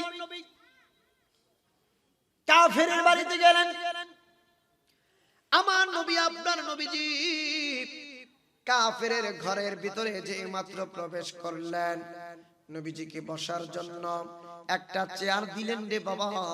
আমার নবী চেয়ারে বসলেন না, ওই কাফেরের মাথার পাশে চৌকির মধ্যে গিয়ে বসলেন। বর্তমান ভাষায় বলি, এক্সাম্পল, খাটের কোনায় গিয়ে বসলেন। ইহুদির মাথার পাশে গিয়ে বসলেন। আমার নবী আপনার নবীজি রহমাতুল লিল আলামিন নবীজি খোঁজ খবর নিতে আসলেন। আসার পরে আমার নবীজি বললেন, তাড়াতাড়ি একটা কাজ করো, তুমি কালিমা শরীফ আদায় করো, কালিমা শরীফ পাঠ করো। ইহুদি কাফেরের সন্তান বাবার দিকে একবার তাকায়, মার দিকে একবার তাকায়। যুবক দেখো, একজন অমুসলিম ব্যক্তি নবীর প্রতি ভালোবাসা, নবীজির প্রতি আদব কেমন। আপনার নবী আমার নবীজি তাকায়া দেখে ওই কাফেরের বাড়িতে আমার নবীর পূর্বে হযরতে আজরাইল এসে বসে রইছে। আজরাইল এসে আমার নবীর পূর্বে বসে রইছে। কাফের সন্তানের রূহটা কবজ করার জন্য রূহটা নিয়ে যাবি গো বাবা। আমার নবী আপনার নবীজি দরজা মুবারকের মধ্যে গিয়ে আজ করতে পারলেন, বুঝতে পারলেন। আল্লাহ ডাক দিয়া বললেন, জিবরাইল রে, ওরে জিবরাইল, আমার বন্ধু নবীজি জুতা মুবারকের খেদমত পাগলাটাই করেছে। আমার নবী আপনার নবী চিন্তা করলেন, এই পাগলাটা কাফের হতে পারে, কিন্তু আমি রাসূলুল্লাহর মহব্বতে নিজের জামা দিয়ে আমি রাসূলুল্লাহর জুতা মুবারক পরিষ্কার করেছে, রহমাতুল লিল আলামিন নবীজির জুতা মুবারকের খেদমত করেছে।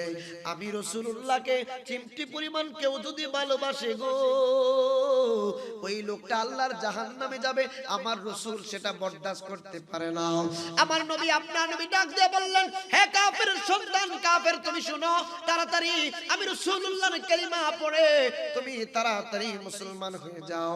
কাফেরের বাবা এবং মা তাকায়া রইছে আর বলতেছে, পাগলা বাবারে, রহমাতুল লিল আলামিন নবীজি যেহেতু বলেছে আমাদের দিকে তাকাইও না, তাড়াতাড়ি নবীর সঙ্গে কালিমা পড়ে মুসলমান হয়ে যাও।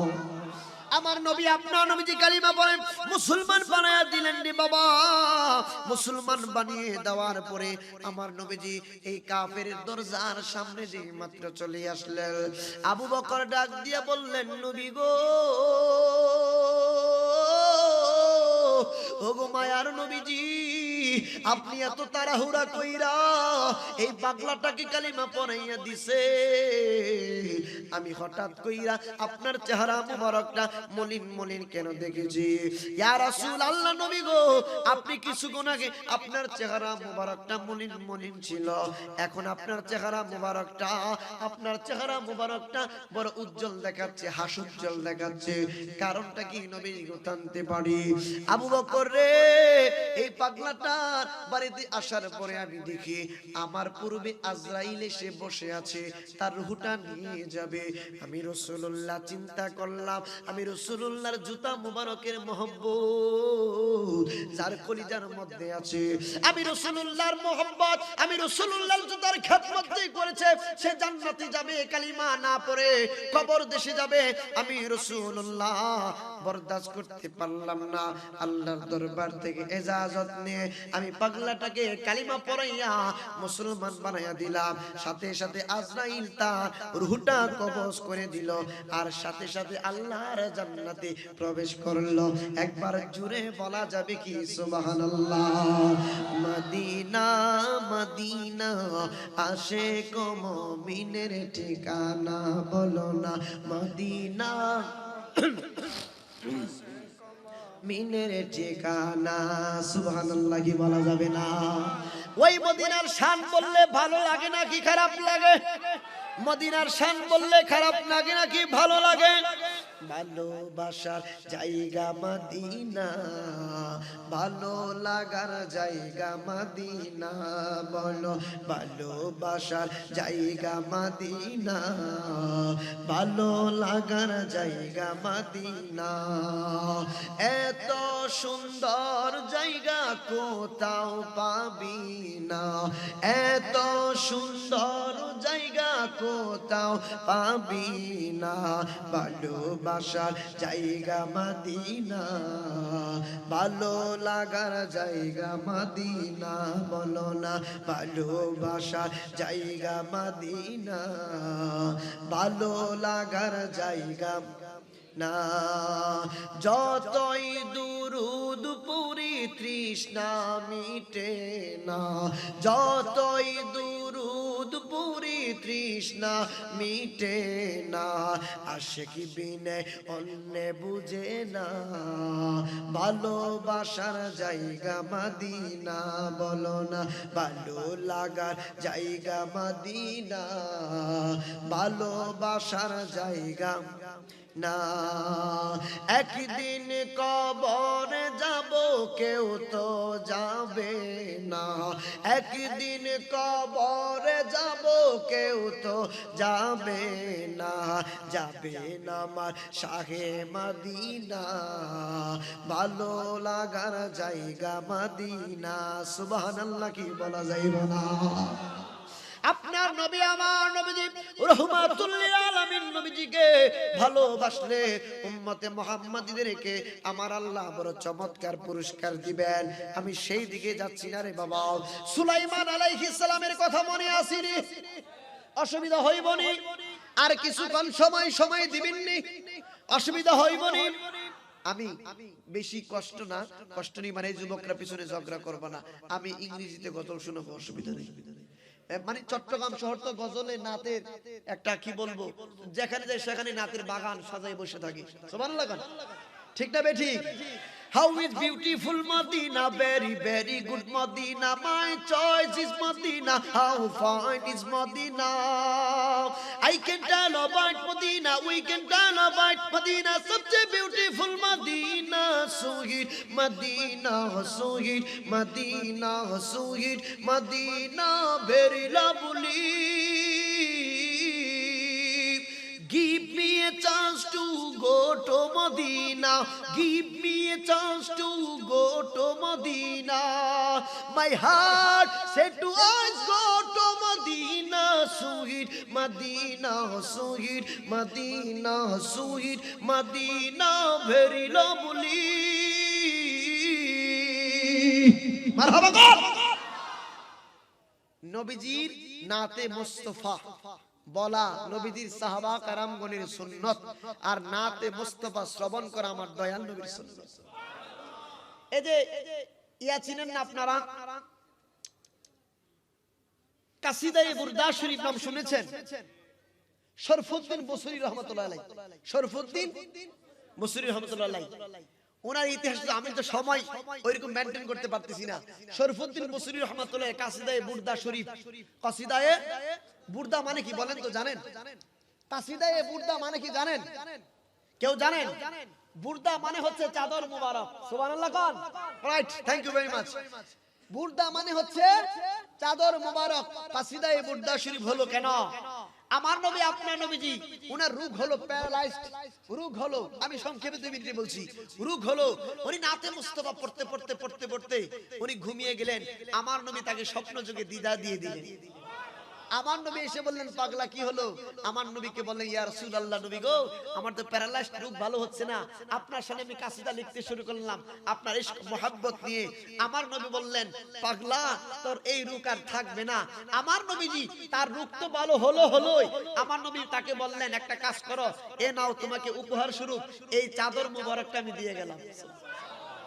এই শরফুদ্দীন বুসরি রহমাতুল্লাহ আলাইহি ঘুম থেকে উঠে দেখেন ওনার হাতে চাদর মুবারক। সুবহানাল্লাহ। এবং ওনার কি বলে এটাকে, ওনার ঘরের মধ্যে এত সুঘ্রাণ যা বলার বাইরে। উনি রাস্তা দিয়ে যান, অনেক বড় ঘটনা। ওই কাসিদায়ে বুরদা শরীফের যে লাইনটা উনি গিয়েছিলেন, ওই লাইনটা এক দরবেশ কোনো না কোনো ভাবে ওনার কাছ থেকে নিয়ে নিল। যারই সমস্যা হয় এটা তেলাওয়াত করে নবীজির শানে কাসিদা পাঠ করে তার সমস্যা দূর হয়ে যায়। আর যারা বলেন সুবহানাল্লাহ। তাহলে নাতে মুস্তাফা পড়া এটা ইবাদত। নাতে মুস্তাফা পড়া এটা কি? এটা এখন বলবেন হুজুর নাতে মুস্তাফা পড়া ইবাদত, আমি তো বুঝলাম না। আপনি খুলে দেখুন তারিখুল ইসলাম, ইমাম যাহাবী রাহমাতুল্লাহি আলাইহির কিতাব তারিখুল ইসলাম আসমাউর রিজালের কিতাব, ওইখানে আসছে বলা হলো যিকরুল আমবিয়া মিনাল ইবাদাতি ওয়া যিকরুস সালিহিন মিনাল কাফারা। নবীগণের আলোচনা করা, স্মরণ করা, জিকির করা, নাত বলা, নবীর প্রশংসা করা, এটা ইবাদত। সুবহানাল্লাহ। এটা আমার আপনার কথা না, আমি রেফারেন্স দিলে থলি ইনশাআল্লাহ দিতে পারবো। আমরা বিনা দলিলে তো আমার নবীকে আমরা ভালোবাসি, ঠিক না ভাই? ঠিক। এই বাংলার জমিনের মধ্যে আজকে আমরা যারা সুন্নিয়তের কথা বলছি, আমরা যারা সুন্নিয়তের পতাকা তোলে, আমরা থেকে থেকে সুন্নিয়তের ময়দানে কাজ করছি, আমরা অনুষ্ঠান করছি, আপনার দাদা, আমার আপনার 14 পিঢ়ি হিন্দু ছিল এক সময় মানুষ বাংলাদেশের মধ্যে। ওই সময় তো বাংলাদেশ ছিল না, হ্যাঁ, তো ওই সময় হিন্দু ছিল। আল্লাহর ওলিগণ এসে তাদের এই যে পরানো থেকে ধুতি খুলে খুলে লুঙ্গি পরা শিখেছে। ধুতি খুলে খুলে আমার আপনার 14 গোষ্ঠী যারা ছিল তাদেরকে লুঙ্গি পরা শিখিয়েছে কার? আল্লাহর ওলিগণ। সুবহানাল্লাহ বলেন না? টুপি পরা শিখাইলো, টুপি যারা শিখাইলো, পাগড়ি পরা যারা শিখাইলো, ধুতি খুলে লুঙ্গি পরা যারা শিখাইলো, আজকে তাদের মাজারে গেলে একদল আমরা বলি বিদআত। আরে তোমার দাঁত হলো কখন? তোমার দাঁতই তো উঠলো তাদের কারণে, হ্যাঁ ঠিক না ভাই? ঠিক।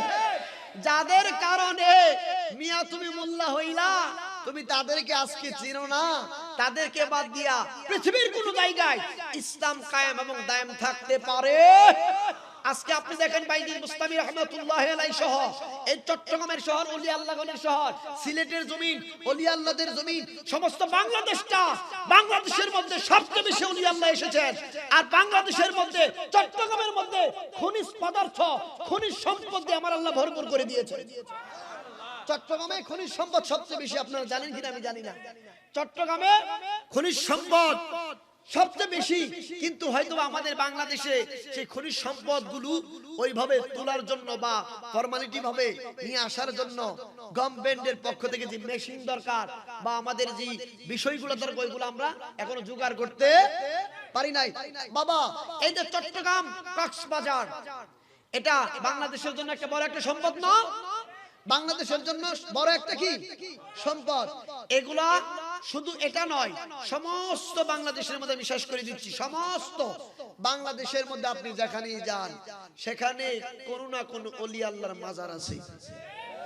যত জায়গায় মাজার আছে তত জায়গায় একটা করে মসজিদ আছে।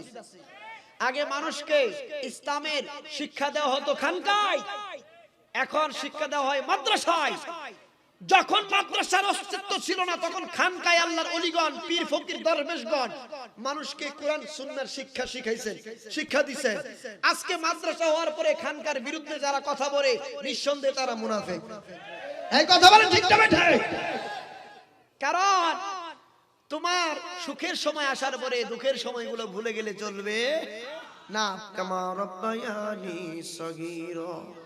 রব্বুল আলামিন আজকে পবিত্র ঈদ মিলাদুন নবী সাল্লাল্লাহু আলাইহি ওয়াসাল্লাম ইংরেজি নববর্ষ উপলক্ষে আল্লাহ তোমার শানসার দরবারে তোমার মহিমা ঘোষণা করে তোমার হাবিবে কিবরিয়া রাসূল করিম সাল্লাল্লাহু আলাইহি ওয়াসাল্লাম শান আজমতের মাধ্যমে আমরা নতুন বর্ষকে বরণ করে নিলাম।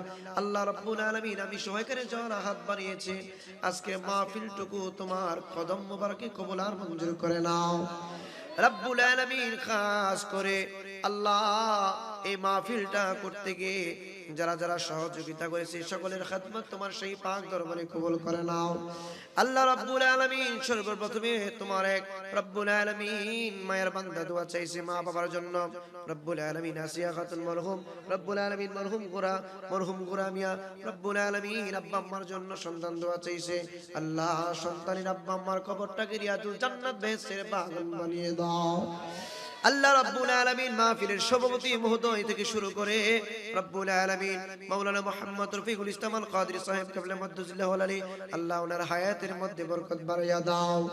আল্লাহ মাহফিলে রব্বুল আলামিন অন্যান্য আলোচক বৃন্দ, অতিথি বৃন্দ, উলামায়ে কেরামগণ সহ রব্বুল আলামিন খাস করে এই ময়দানে রব্বুল আলামিন গ্রামের যত যুবক বৃন্দ হাত বাড়িয়েছে প্রত্যেকটা যুবককে তোমার নবী প্রেমিক হিসেবে কবুল আর মঞ্জুর করে নাও রব্বুল আলামিন। খাস করে রব্বুল আলামিন মরহুম মোহাম্মদ সাকিব আহমেদ, রব্বুল আলামিন সদস্য রব্বুল আলামিন মরহুম মোহাম্মদ রিপন, সদস্য গাউসে কমিটি বাংলাদেশ, রব্বুল আলামিন মরহুম মোহাম্মদ হোসেন সওদাগর, রব্বুল আলামিন অত্র এলাকার সকল মরহুম সমস্ত মুসলিম নরনারীদের জন্য দোয়া চাইছে। রব্বুল আলামিন মাহফিল পরিচালনা কমিটি পরিষদ সকলের জন্য দোয়া চাইছে। আল্লাহ প্রত্যেকটা মানুষকে তুমি কবুল আর মঞ্জুর করে নাও। আল্লাহ যারা কবর দেশে চলে গেছে ইহার মধ্যে প্রত্যেকটা কবরকে তুমি রিয়াজুল জান্নাত বেহেশতের বাগান বানিয়ে দাও। আল্লাহ রাব্বুল আলামিন শাহাদাত ভাই রোহান ভাই সহ আল্লাহ রাব্বুল আলামিন আমরা একসাথে কয়েকজন খাওয়া দাওয়া করেছি। আল্লাহ নাম জানা অজানা সকলের খেদমতগুলো তোমার শাহী পাক দরবারে কবুল করে নাও। আল্লাহ রাব্বুল আলামিন খাস করে মোহাম্মদ শাহাদাত ভাই, জাহেদ হোসেন রব্বি ভাই, আল্লাহ রাব্বুল আলামিন জুবায়ের, ইমান, মোহাম্মদ রহিম, রব্বুল আলামিন মোহাম্মদ সাকিব ভাই, মোহাম্মদ ইসমাইল, মোহাম্মদ শিহাবুদ্দিন, মোহাম্মদ সাকিব, মোহাম্মদ ইমান, মোহাম্মদ শাফাউদ্দিন, রব্বুল আলামিন মোহাম্মদ আবু হানিফ ভাই, মুক্তার হোসেন ভাই, মারুফ ভাই, রোহান ভাই, রিফাত ভাই, কাইমন ভাই, জিহান ভাই, তুষার ভাই, রাফি, অয়ন জিগান, তুষান জিহান, আতিক, ফরহাদ, শাওন, সাজ্জাদ, নিশাদ, জায়েদ সহ আল্লাহ রাব্বুল আলামিন নাম জানা অজানা আর অসংখ্য যুবক আমাদের সাথে অংশগ্রহণ করেছে। আল্লাহ প্রত্যেকটা যুবককে তোমার নবী প্রেমিক না বানাইয়া কবর দেশে ডাক দিও না। আল্লাহ রাব্বুল আলামিন টাকা দিয়ে, পয়সা দিয়ে, শ্রম দিয়ে, বুদ্ধি দিয়ে, পরামর্শ দিয়ে মাহফিলটুকু যারা দান করাইছে প্রত্যেকটা মানুষের খেদমত তোমার শাহী পাক দরবারে কবুল আর মঞ্জুর করে নাও। আল্লাহ রাব্বুল আলামিন অত্র এলাকার যত মুর্দেগান কবর দেশে চইলা গেছে প্রত্যেকটা মুর্দেগান কবর দেশে তোমার বন্ধু নবীজি রওজা মুবারকের সাথে তাদের সকলের যোগাযোগ নসিব দান করে দাও।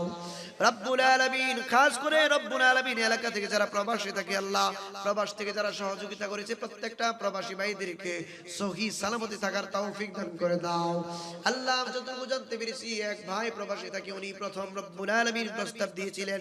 আল্লাহ উনি সহ এলাকার মধ্যে ওনার সহযোগী সহযোদ্ধা যারা আছে প্রত্যেকটা যুবকদের কামাই রুজির মধ্যে তুমি বরকত বাড়ায়া দিও। আল্লাহ রাব্বুল আলামিন খাস করে আমরা যারা হাত বাড়াইলাম আমাদের আব্বা আম্মা, দাদা দাদি, নানা নানি, আত্মীয় স্বজন যারা জীবিত আছে আমি সব প্রত্যেকটা আব্বা আম্মার রব্বুল আলামিন নেক হায়াত তুমি আল্লাহ বাড়িয়ে দাও। রব্বুল আলামিন মনে যাব দুঃখ নাই, মরার পূর্বে তোমার বন্ধু নবীজির নূরানি চেহারা মুবারক দেখার তৌফিক দান করে দাও।